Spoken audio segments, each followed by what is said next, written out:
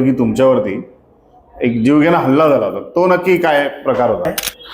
अख्ख्या भारतामध्ये एखाद्या राजकीय पक्षाच्या नेत्याकडं कशा पद्धतीचं विजन असायला हवं ते विजन राजसाहेबांकडे आहे. म्हणून मी राजसाहेबांचा विद्यार्थी आहे असं मी स्वतःला म्हणतो. तुमच्या घरी तुमची आई, तुमची बहीण, तुमचा भाऊ यांना अभिमान वाटला पाहिजे की हा पोरगा राज ठाकरे बरोबर गेलाय, हा फुकट गेला. मला असं आठवतं की तुम्ही एका आंदोलनापासून सुरुवात केली होती आणि मला वाटतं तेव्हा तुम्ही शाखाध्यक्ष पदावरती होतात. ते नेमकं आंदोलन काय होतं आणि त्याच्यातून नंतर मग कशा गोष्टी होत्या त्याच्याबद्दल आम्हाला जाणून घ्यायला आवडेल. सुरुवातीला माझ्याप्रती राजूदादांनी आणि प्रकाशदादांनी ज्या गोष्टी केल्यात ना ते मी माझ्या आयुष्यभर कधी विसरणार नाही. दादा ज्या वेळेला बाहेर आले त्यावेळेला दादांचा पहिला शब्द होता की तुझा बदला घेतला.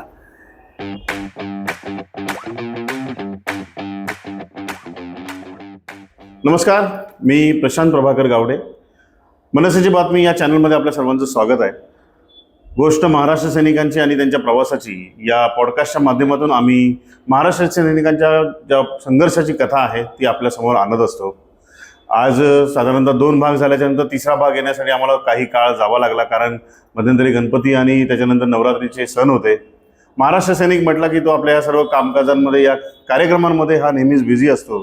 त्यामुळे आम्हाला तिसरी मुलाखत शूट करण्यासाठी थोडा वेळ लागला आणि आज आम्ही ही तिसरी मुलाखत आपल्यासमोर घेऊन आलेलो आहोत. आज महाराष्ट्र सैनिक हा आपल्या पक्षासाठी, आपल्या समाजासाठी, आपल्या महाराष्ट्रासाठी सतत काही ना काही गोष्टींमध्ये बिझी राहून काम करत असतो. आपला हाच महाराष्ट्र सैनिक जो लढवय्या महाराष्ट्र सैनिक आहे, अशाच एका निष्ठावंत आणि लढवय्या महाराष्ट्र सैनिकासोबत आज आपण मुलाखत घेणार आहोत, ज्यांचं नाव आहे अरुण जांभळे आणि जे आज कल्याण ग्रामीण विधानसभा मतदारसंघाचे विधानसभा सचिव म्हणून तिथे काम करत आहेत. तर आपण त्यांच्याशी आता बोलूया. नमस्कार अरुणजी, आज तुम्ही आमच्या पॉडकास्टमध्ये आलात त्याबद्दल सर्वप्रथम आम्ही तुमचे आभार व्यक्त करतो. आमचा पॉडकास्ट सुरू करण्याच्या आधी आम्ही जे महाराष्ट्र सैनिकांपर्यंत काम घेऊन जातो आहे, आज या सर्व गोष्टी महाराष्ट्र सैनिकांसमोर मांडताना तुमचा जो प्रवास आहे तो प्रवास मांडताना मला सर्वात प्रथम हे ऐकायला आवडेल, आमच्या व्ह्युअर्सना ऐकायला आवडेल की राजकारणामध्ये जेव्हा प्रत्येक व्यक्ती यायचा विचार करत असतो तेव्हा त्याच्या घरातून, बॅकग्राऊंडमधून त्याला एक प्रत्येकाला असं वाटत असतं की याने राजकारणात जाऊ नये, कारण राजकारण हे काही सामान्य माणसाचं काम नाही, बरोबर आहे. मग जेव्हा तुम्ही राजकारणामध्ये आलात तर राजकारणामध्ये यायची तुमची जी निवड होती की राजकारणात आपण जायचं, काम करायचं राजकारणामध्ये, तर त्यावेळेला तुम्ही कसे राजकारणात आलात आणि तुमच्या कुटुंबाची त्यावरती काय प्रतिक्रिया होती याबद्दल आम्हाला सर्वप्रथम जाणून घ्यायला आवडेल. धन्यवाद. सर्वप्रथम मला तुम्ही या ठिकाणी बोलवलं. खरं तर मी ज्या वेळेला राजकारणामध्ये प्रवेश करायचा विचार केला तो मुळातच सन्माननीय राजसाहेब ठाकरेंनी ज्या वेळेला पक्षाची स्थापना केली महाराष्ट्र नवनिर्माण सेना 2006 साली, त्यावेळेला मी विचार केला की ह्या माणसाकडे विजन आहे आणि ज्या वेळेला मी पक्षात एंटर करणार किंवा मी राजसाहेबांबरोबरच कामाला, माझ्या राजकीय प्रवासाला सुरुवातच सन्माननीय राजसाहेबांपासून झाली. तर मी ज्या वेळेला हा जो विषय आहे हा माझ्या घरामध्ये मांडला त्यावेळेला मला सर्वात पहिला विरोध हा माझ्या वडिलांनी केला की राजकारण आपला पिंड नाही आणि त्याच्यामुळं आपण याच्यामध्ये कोणा राजकीय पार्श्वभूमी नाही, कुठला कशाला गंध नाही, राजकारणातला र सुद्धा आम्हाला माहिती नाही, सर्वसामान्य कुटुंबामध्ये वाढलेलो आम्ही. त्याच्यामधून ज्या वेळेला मला सांगितलं की नाही आपण राजकारण हा आपला काही पिंड नाही, परंतु ती एक मनामध्ये खतखत होती की नाही हा भाषण, सुरुवातीचं जे भाषण ऐकलं होतं त्याच्यानंतर जो शिवतीर्थावरचं की नाही बस आपल्याला करायचं, आपल्याला जायचं तर यांच्यासोबतच, अदरवाईज आपल्याला कुठल्याही. त्याच्यामध्ये साहेबांनी एक वाक्य म्हटलं होतं की माझा मुलगा राजसाहेबांबरोबर गेलाय, हे फुकट नाही गेलाय. घरच्यांनी म्हणजे तो वाक्य असं अभिमान वाटेल. ते वाक्य असं होतं की सन्माननीय राजसाहेब ठाकरे त्यावेळेला असे म्हणले होते की तुमच्या घरी तुमची आई, तुमची बहीण, तुमचा भाऊ यांना अभिमान वाटला पाहिजे की हा पोरगा राज ठाकरे बरोबर गेलाय, हा फुकट गेला नाही. बरोबर आहे. आणि आज त्यांना तो वाटत म्हणजे शार येतात अंगावर आणि आज त्यांना तो अभिमान वाटतही असेल. आज अभिमान वाटण्यासारखं आपल्याला अभिमान वाटतं की आपण अशा नेत्याबरोबर आहे की त्यांनी आपल्या तत्वाशी, आपल्या विचारधारेशी कधीही कुठल्याही परिस्थितीमध्ये तडजोड केली नाही. जेव्हा राजसाहेबांना अटक झाली होती, तुम्हाला माहिती असेल की जेव्हा राजसाहेबांना अटक झाली आणि विक्रोळीच्या त्या भाषणाच्या नंतर आणि त्यांना डोंबिवलीमध्ये आणलं गेलं होतं, आणि खरं तर या सगळ्याची सुरुवात ही डोंबिवलीने बघितली, कारण त्यानंतरच डोंबिवलीमध्ये 28 नगरसेवक सुद्धा निवडून आले होते महाराष्ट्र नवनिर्माण सेनेचे. तो सगळा प्रसंग तुम्ही बघितला असेल डोंबिवलीतला, त्याच्याबद्दल तुम्हाला काय सांगावं असं वाटेल? खरं तर सन्माननीय राजसाहेब ठाकरेंना अटक झाल्यानंतर त्यांना कल्याण कोर्टामध्ये ज्यावेळेला आणलं, खरं तर तो जो उत्तर भारतीयांच्या तो रेल्वेच्या आंदोलनाचा विषय होता, त्यावेळेला मी नुकताच नवीन 2008 मध्ये म्हणजे महाराष्ट्र सैनिक फक्त? महाराष्ट्र सैनिक पद वगैरे काही? त्या ठिकाणी काम करत होतो. आणि 2010ला इलेक्शन झाले होते, त्यावेळेला आपले 28 नगरसेवक निवडून. बरोबर आहे. त्यावेळेला मी प्रत्यक्ष गटाध्यक्ष म्हणून काम केलेलं आहे. म्हणजे त्यावेळेला मी अत्यंत, म्हणजे माझी सुरुवात तुम्ही एकदम बघाल ना, 2008 साली पहिलं आपलं महाराष्ट्र नवनिर्माण सेनेचं सदस्य नोंदणी लागली होती कोपर रेल्वे स्टेशनच्या बाहेर, आणि त्या ठिकाणी माझी ओळख झाली. रितेश म्हात्रे त्यावेळेला शाखाध्यक्ष होते कोपरगावचे, आणि मी त्यांना म्हटलं की मला आपल्या पक्षामध्ये इथं डोंबिवलीमध्ये काम करायचं आहे. मी सायनला असताना मी काम केलेलं आहे. मग त्यावेळेला त्यांनी मला त्या फ्लोमध्ये घेतलं. मग त्याच्यानंतर मग मी हळूहळू त्यांच्याबरोबर मिसळत गेलो, लोकांच्या समस्या जाणून घ्यायला लागलो. त्याच्यानंतर मी हळूहळू एक एक पायरी पुढे चालत गेलो, आणि त्यांच्याकडून मला हे सगळे किस्से ऐकायला मिळायचे की अरे ते रेल्वे भरती आंदोलन होतं, आम्ही अशी तोडफोड केली, आम्ही असं केलं, आम्ही या सगळ्या आंदोलनाचं केंद्रबिंदू हे डोंबिवली होतं. आणि सन्माननीय राजसाहेब ठाकरेंचं डोंबिवलीवरती खूप आणि विशेष प्रेम आहे. डोंबिवलीला राजसाहेबांनी भरभरून दिलं. भरभरून म्हणजे 28 नगरसेवक प्लस एक अपक्ष नगरसेवक होतं, तेही त्यांनी नंतर महाराष्ट्र नवनिर्माण सेनेने प्रवेश केला, ज्याच्यामध्ये आपल्या सरोज वहिनी आहेत, प्रकाशदादा भोईर आपले जिल्हाध्यक्ष आहेत, त्यांच्या मिसेस. तर ह्या सगळ्या लोक जे आहेत ना, ह्यांनी अत्यंत सर्व तरुण मंडळी आणि नवीन सर्व आलेले, यांनी अक्षरशः ते महापालिका प्रशासन आहे ना दणानून सोडला होता. आणि त्यावेळेला ती मनसेची जी छाप होती ना, की मनसे म्हटलं की लोकांच्या अंगावरती थरका फोडायचा. बरोबर. प्रशासकीय असो, ते बाकीचे फेरीवाले असो, किंवा इतर काही गोष्टी असो, त्याच्यामध्ये त्यांना प्रचंड मनसेबद्दल आणि लोकांच्या मनामध्ये प्रचंड अपेक्षा, प्रचंड आदर, अशा पद्धतीची ती वातावरण होतं. आणि त्या वातावरणामध्ये मी कुठंतरी घडत होतो. त्यावेळेला मला जे घडवणारे होते, मग त्याच्यामध्ये खूप लोकांचे हात आहेत. म्हणजे खालपासून वरपर्यंत बोलला तर आपल्या नेत्यांपासून ते खालच्या गटाध्यक्षांपर्यंत या सर्व जणांनी मला घडवण्यामध्ये किंवा मला या इथपर्यंत पोहोचवण्यापर्यंत. एक कार्यकर्ता हा घडत असाच जातो. म्हणजे जेव्हा तुम्ही कार्यकर्ता म्हणून काम करायला सुरुवात करता ग्राउंड लेवलला, तेव्हा तुम्हाला वरपासून खालपर्यंत प्रत्येकजण काही ना काही शिकवत असतो, आणि त्याच्यातूनच आपण ते पुढे जात असतो. या सर्व गोष्टींमध्ये जेव्हा तुम्ही पक्षाच्या प्रवाहात आलात, आणि पक्षाच्या प्रवाहात आल्याच्या नंतर जेव्हा कामाला तुम्ही प्रत्यक्ष सुरुवात केली, आता सन्माननीय राजसाहेब ठाकरे, आता तुम्ही मागे आपलं बोलणं झालं होतं, तुम्ही म्हटलं होतं की मी राजसाहेबांचा एक विद्यार्थी आहे. मग त्या विद्यार्थ्याने राजसाहेबांकडून काय शिकलं, त्याबद्दल तुम्ही काय सांगाल? मी स्वतःला राजसाहेबांचा विद्यार्थी एवढ्यासाठी करतो की मी राजसाहेब एक पुस्तक आहे, एक प्रेरणा आहे. बरोबर. आपण छत्रपती शिवाजी महाराजांचं पुस्तक इतिहासरूपी वाचतो. राजसाहेब ठाकरेंकडं जर तुम्ही राजसाहेबांना जर वाचलं तर तुम्हाला त्या माणसाचा महाराष्ट्राकडे बघण्याचा दृष्टिकोन, आपल्या सहकाऱ्यांकडे बघण्याचा दृष्टिकोन, बरोबर आहे, हा प्रचंड वेगळा आहे.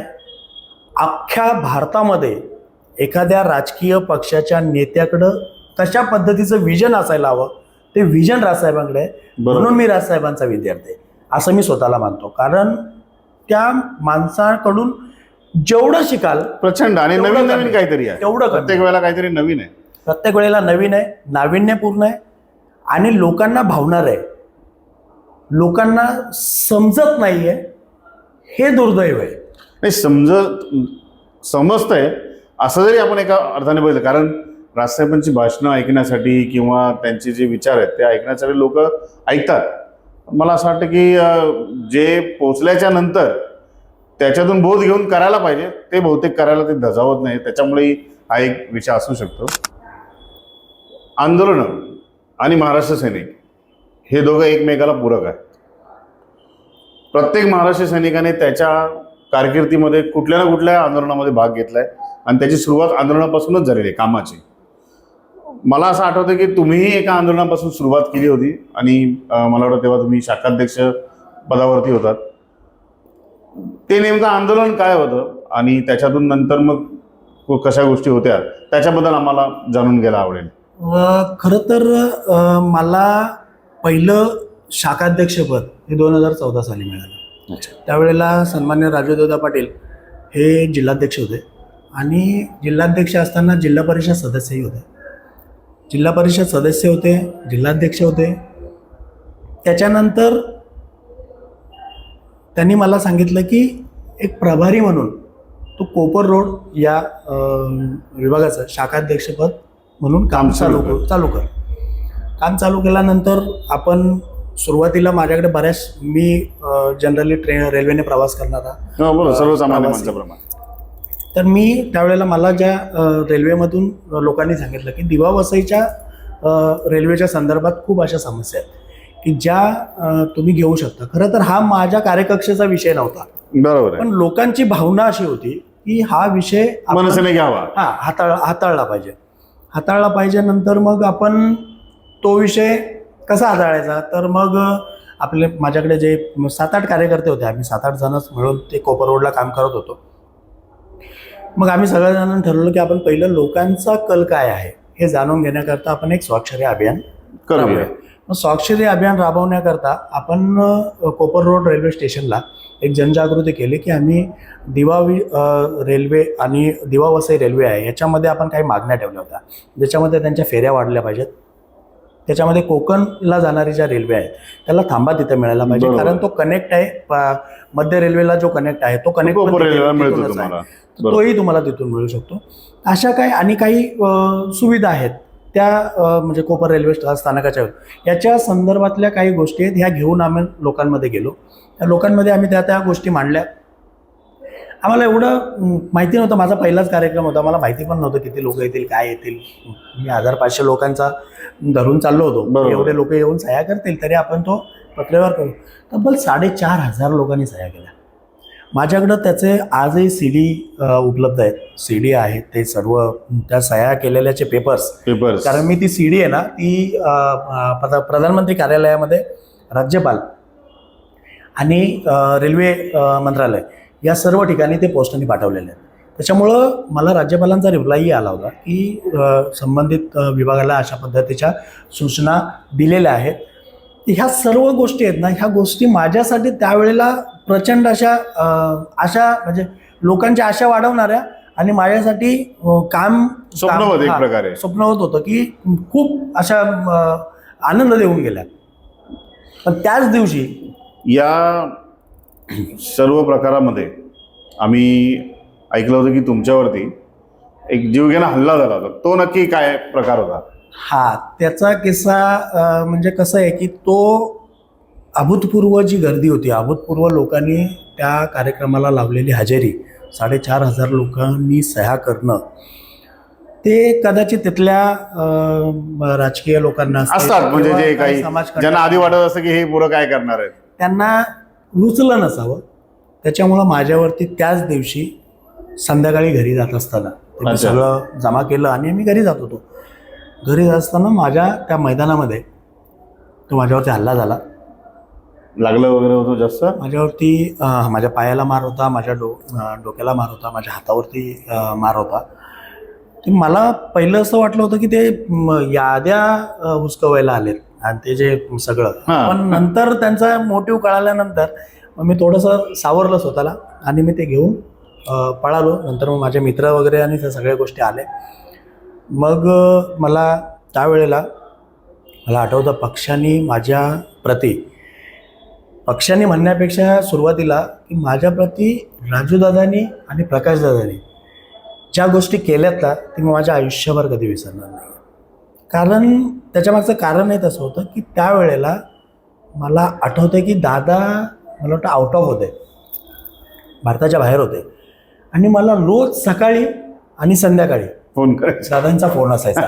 दादांची ती हेच वेगळी आहे. आणि प्रकाश दादांचं म्हणाल तर प्रकाश दादा रोज सकाळी आणि संध्याकाळी मला भेटायला यायचे.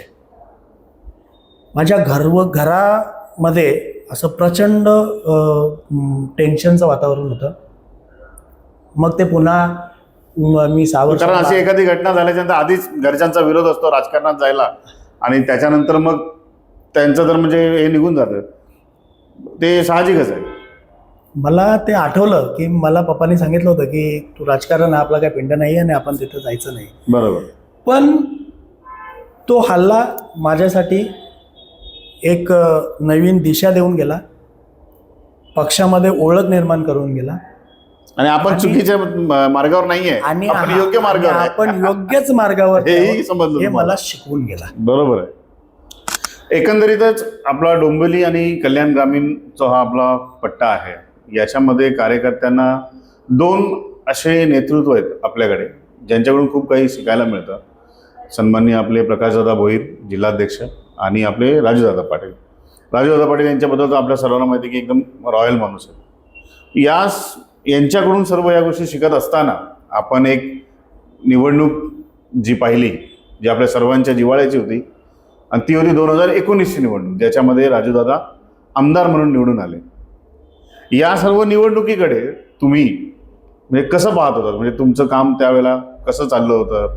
दादा निवडून आले त्याच्यानंतरची काय तुमची प्रतिक्रिया स्वतःची होती? कारण आम्ही तर स्वतः इथे म्हणजे मी स्वतः पेढे वाटले होते, तर तो कसा वेळ होता? खरं तर तुम्ही 2 नावं घेतली ती माझ्यासाठी खूप प्रेरणादायक आहेत. ज्याच्यामध्ये प्रकाशदादा यांच्याकडून मी प्रशासकीय शिकलो.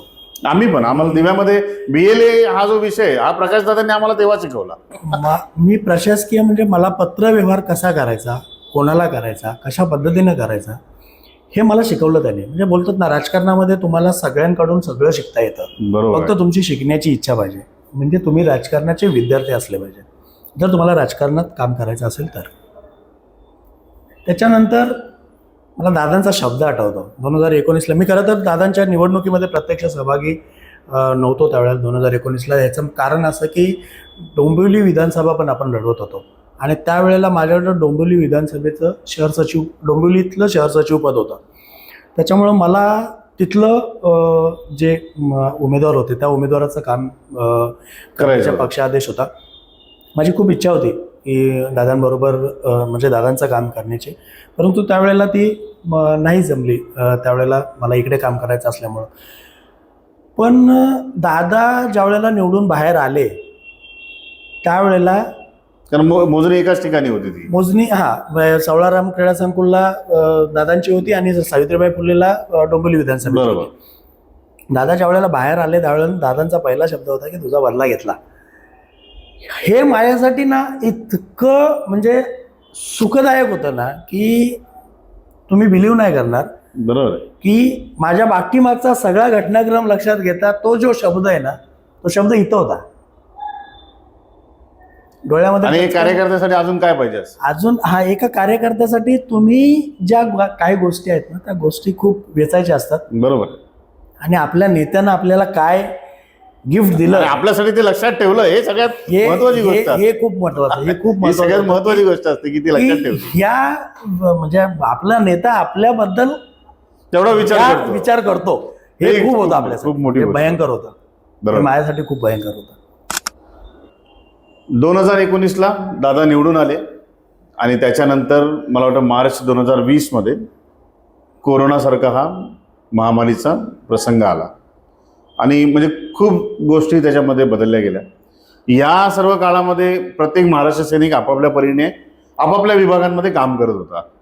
या काळामध्ये तुम्ही महाराष्ट्र सैनिक म्हणून जे काम करत होतात, पदाधिकारी म्हणून काम करत होतात, त्याबद्दल आम्हाला ऐकायला आवडेल. खरं तर त्यावेळेला महाराष्ट्र सैनिक म्हणून काम करत असतानाच मी आरोग्य सेवेतही कार्यरत होतो. मी आपले उपशहराध्यक्ष दिव्याचे दिनेश पाटील यांचं एक रुग्णालय होतं डोंबिवलीमध्ये, नहार हॉस्पिटल. त्याच्यामध्ये मी ॲज अ ॲडमिनिस्ट्रेटर काम करत होतो. त्याच्यामुळं मला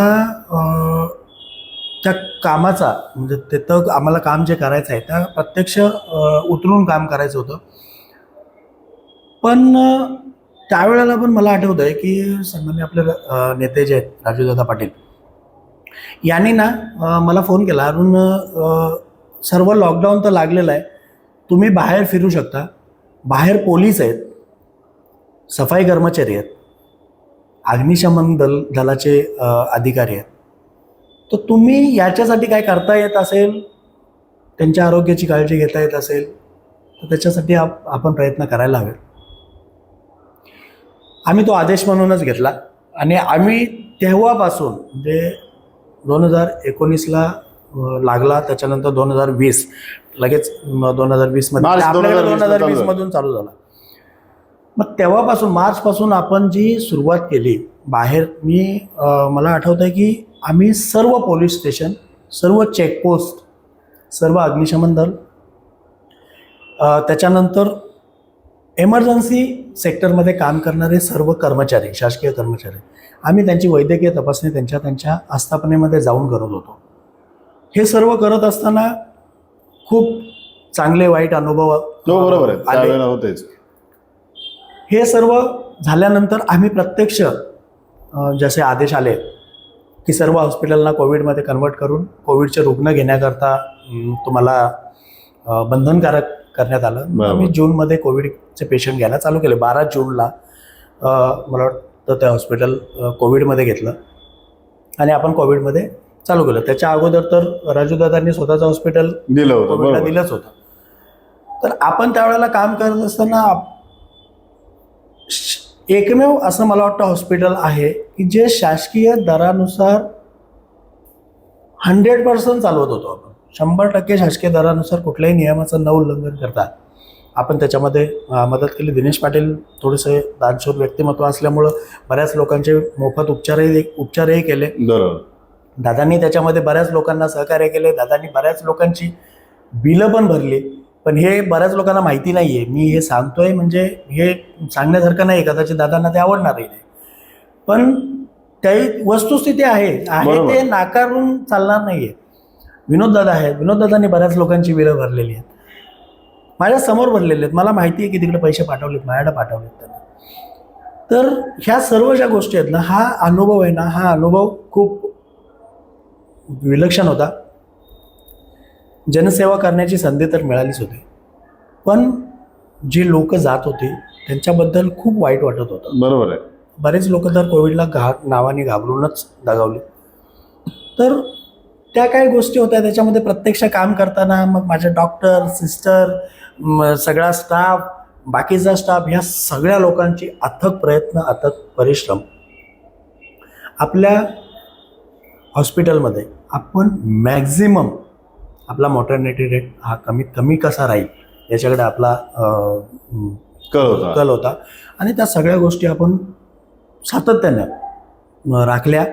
मग 2020चा असेल, मग 2021ला सेकंड फेज ज्या वेळेला आली तेव्हाचा असेल, ह्या सर्व गोष्टींमध्ये आपण पुरेपूर लोकांचा विचार करून, लोकांचंच हॉस्पिटल आहे अशा पद्धतीनं लोकांना सामोरं गेलो आणि लोकांना एक विश्वास दिला की तुम्ही खिशात पैसे जरी नसले तरी येऊन इथे ॲडमिट होऊ शकता, तुम्ही हळूहळू करून जरी दिलेत तरी चालतील, कारण तेवढा दर्यादिल दिनेश पाटील होता. अरुणजी, सन्माननीय राजसाहेबांची भाषणं आपण बघतो.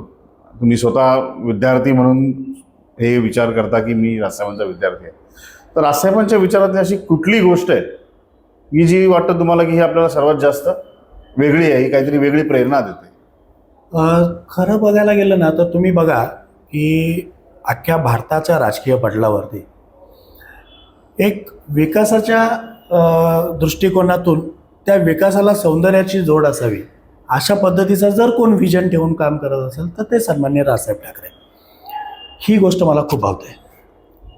तुम्ही अजून एक त्याला एक विचार कराल की राजसाहेब नेहमी सांगतात की छत्रपती शिवाजी महाराजांची स्मारकं किंवा कुठल्याही राष्ट्रपुरुषांची स्मारकं ही उभारण्यापेक्षा त्यांनी समाजासाठी करत असताना काय भरीव काम केलंय त्याचं जर तुम्ही स्मारक तेच जपलं तर जास्त साहेब सांगतात की सन्माननीय आपलं छत्रपती शिवाजी महाराजांचं स्मारक ही गडकिल्ल्यांमध्ये आहेत. तसंच राजसाहेबांचं अजून एक विजन असं होतं की बाबासाहेब आंबेडकरांकडे बघण्याचा दृष्टिकोन जर बघितला तर बाबासाहेब आंबेडकरांचं स्मारक म्हणजे काय असायला पाहिजे, पुस्तक. तर पुस्तकांचं ज्ञान. मोठं ज्ञान त्यांनी थोडक्यात. ज्ञान दिलं. त्यांना असाच एक प्रश्न विचारला होता बाळासाहेबांचं स्मारकाबद्दल. तर बाळासाहेबांचं स्मारक असं कसं असायला पाहिजे, तर बाळासाहेबांच्या शब्दाला धार होती. मग बाळासाहेबांचं स्मारक हे एका शस्त्रागारामध्ये रूपांतरित असलं पाहिजे आणि नाशिकमध्ये. ते नाशिकमध्ये त्यांनी बरोबर. उभारलं पण. तर अशा विजनचा नेता, त्याच्यानंतर नाशिकचं गोदा पार्क म्हणा, तुम्ही तिथं बॉटॅनिकल गार्डन म्हणा, अशा विविध गोष्टींमध्ये सौंदर्य शोधणारा नेता हा मला लाभलाय, हे माझं भाग्य, आणि महाराष्ट्राने त्याला नाकारलाय, हे महाराष्ट्राचं दुर्भाग्य. सन्माननीय ब्रह्मपूज्य डॉक्टर बाबासाहेब आंबेडकरांबद्दल सुद्धा साहेबांनी म्हटलं होतं की बाबासाहेबांना खरी श्रद्धांजली तर त्यांचं स्मारक हेच ठरेल की जगातली सगळ्यात मोठी लायब्ररी, जिथे अख्खे जगातली लोक येऊन अभ्यास करतील, ही जर आपण बनवली तर ती त्यांच्यासाठी सगळ्यात मोठी श्रद्धांजली ठरेल, त्यांचं सगळ्यात मोठं स्मारक ठरेल. आणि असा विचार असणारे राजसाहेब हे आपल्या सर्वांचे लाडके नेते आहेत, याचा आपल्याला खरंच अभिमान वाटतो. दुसरा प्रश्न मी तुम्हाला असं विचारेन की आज आपण बघता की महाराष्ट्र सैनिकामध्ये ऊर्जा खूप आहे. म्हणजे तुम्ही कुठलाही एखादा विषय असेल तेव्हा महाराष्ट्र सैनिक तुम्हाला रस्त्यावरती लगेच उतरताना दिसेल. पण या सगळ्या गोष्टी करत असताना महाराष्ट्र सैनिकाने सन्मान्य राजसाहेबांकडून काय केलं पाहिजे, नक्की कोणती गोष्ट घ्यायला पाहिजे? बरोबर. आत्ता खरं तर सर्व महाराष्ट्र सैनिक सातत्याने होणारे जे पराभव आहेत, या पराभवांना बघून खचताना दिसतो, कधी कधी खचताना दिसतो. सर्वजणच उठतात असतलं नाही, पण त्यांनी ज्यावेळेला खचताना ज्यावेळेला स्वतःकडे बघतो ना, त्या स्वतःकडे बघण्यापेक्षा सन्मान्य राजसाहेब ठाकरेंकडे एकदा त्यांनी बघायला पाहिजे. बरोबर आहे की आयुष्यातले सगळे प्रसंग, सगळे पराभव पचवून सुद्धा तो माणूस तेवढ्याच कणखरतेनं, तेवढ्याच ताकदीनं महाराष्ट्राला नवीन दिशा देण्यामध्ये व्यस्त आहे, व्यग्र आहे, आणि कुठलीही कसर ठेवत नाही. महाराष्ट्र सैनिकाला याच्यापेक्षा मोठं काही नसायला पाहिजे असं मला वाटतं. आणि माझ्यासारख्याला तर आजही असं वाटतं की भले आम्ही सत्तेत नसलो तरी सत्तेतले सगळे लोक शिवतीर्थावरती येतात, हेच आमच्यासाठी सगळं मोठं आहे. तुम्ही शिवतीर्थावरती येतातच. एक महाराष्ट्र सैनिक साधा, तुम्ही या मार्केटमधून ज्यावेळेला स्कार्फ घालून फेरीवाले इकडे तिकडे पळतात, ही ताकद दिली, ही ताकद तुमची माझी आहे का? ही ताकद सन्मान्य राजसाहेबांनी दिली. बरोबर. अरुणजी, आता आपण एक रॅपिड फायर खेळूया. मी तुम्हाला प्रश्न विचारतो, रॅपिड फायरमध्ये मी लिहून आणलेत. महाराष्ट्र सैनिक यांची एका शब्दामध्ये काय व्याख्या सांगा? अंगार. ज्वालामुखी. ज्वालामुखी. राजसाहेब ठाकरे नेता की प्रेरणा? प्रेरणा. आंदोलन की संघटन, यातलं कुठलं आवडतं? संघटन. राजसाहेबांचा एक संवाद जो तुम्हाला सर्वात जास्त भावतो? राजसाहेबांच्या पहिल्या सभेमध्ये राजसाहेबांनी सांगितलं होतं की माझ्या पक्षामध्ये असलेला जो कोणी असेल, मग त्याचे भाऊ बहीण, मग वडील, यांना अभिमान वाटेल की तो राजसाहेबांबरोबरही कुठे फुकट गेलेला नाही. तुमच्या आयुष्यातला सर्वात अविस्मरणीय क्षण कुठला आहे? 2019ला राजूदादा आमदार झाले. महाराष्ट्रातले एकमेव आमदार. तुमच्या आयुष्यातला सर्वात न आला नसता असा दिवस तर चांगलं वाटलं असा कुठला दिवस होता, कुठला क्षण होता? 2024ला राजूदादा आमदार नाही झाले आणि लोकांनी गद्दारांना निवडून दिलं. हो, तो सगळ्यांच्याच आयुष्यातला एक वाईट दिवस होता. सर्वात मला जो रॅपिड फायरमध्ये विचारायचा की येणाऱ्या काळामध्ये मनसेला तुम्ही कुठे बघता? मी येणाऱ्या काळामध्ये मनसेला खूप उज्ज्वल ठिकाणी आणि यश शिखरावरती पाहतोय. कारण माझ्या नेत्याचं व्हिजन, माझ्या नेत्याचं काम करण्याची पद्धत ही जगावेगळी आहे. त्याच्यामुळं महाराष्ट्र नवनिर्माण सेनेला येणारे जे दिवस आहेत हे सुवर्ण असणार आहेत. धन्यवाद अरुणजी, तुम्ही आज आमच्या या पॉडकास्टमध्ये आलात. तुम्ही तुमचे अनुभव सांगितले. तुमचे हे अनुभव नक्कीच आमच्या येणाऱ्या महाराष्ट्र सैनिकांना, नवीन महाराष्ट्र सैनिकांना, जुन्या महाराष्ट्र सैनिकांना ही प्रेरणा देणारे ठरतील. कारण शेवटी महाराष्ट्र सैनिकांना बघूनच पुढे जात असतो. या पॉडकास्टमध्ये आज आम्हाला हा पॉडकास्ट आणण्यासाठी आम्हाला थोडा उशीर झाला, कारण हा तिसरा भाग होता. जसं मी माझ्या सुरुवातीच्या याच्यामध्ये मी म्हटलं होतं, त्याबद्दल मी सर्वात पहिले दिलगिरी व्यक्त करतो. बहुतेक जणांनी मला असं म्हटलं की तुमचा कार्यक्रम तुम्ही का थांबवला, तर ॲक्च्युली हा थांबवला नव्हता. जसं मी मगाशी म्हटलं की काही काळामुळे हा थांबला होता, पण यापुढे हे सर्व भाग पुन्हा तुम्हाला नव्याने बघायला मिळतील आणि त्याबद्दल मी खरंच दिलगिरी व्यक्त करतो की जे वेळेवर येऊ शकले नाहीत. आमचा हा जो प्रयत्न आहे, हा प्रयत्न यासाठीच आहे की आपल्या महाराष्ट्र सैनिकांपर्यंत या सर्व गोष्टी पोचाव्यात. मी आपल्या सर्वांना आवाहन करेन की जर तुम्हाला हा पॉडकास्ट जो आहे तो जर आवडला आणि तुम्हाला वाटलं की याच्यामध्ये आम्ही जो प्रयत्न करतोय महाराष्ट्र सैनिकांचं काम पुढे आणण्यासाठी, तर नक्कीच मी विनंती करेन की व्हिडिओ बघून झाल्याच्या नंतर आमच्या चॅनलला तुम्ही लाईक करा, सबस्क्राईब करा. आपल्या इतर महाराष्ट्र सैनिकांपर्यंत, इतर लोकांपर्यंत हा व्हिडिओ पोचवा, कारण त्यांनाही आपल्या महाराष्ट्र सैनिकांची कामं जी आहेत ही माहिती पडायला हवीत. इतकीच मी आपल्या सर्वांना विनंती करेन. पुढच्या वेळी पुढच्या भागामध्ये भेटून नवीन आपल्या एका महाराष्ट्र सैनिकासह. तुर्तास जय हिंद, जय महाराष्ट्र.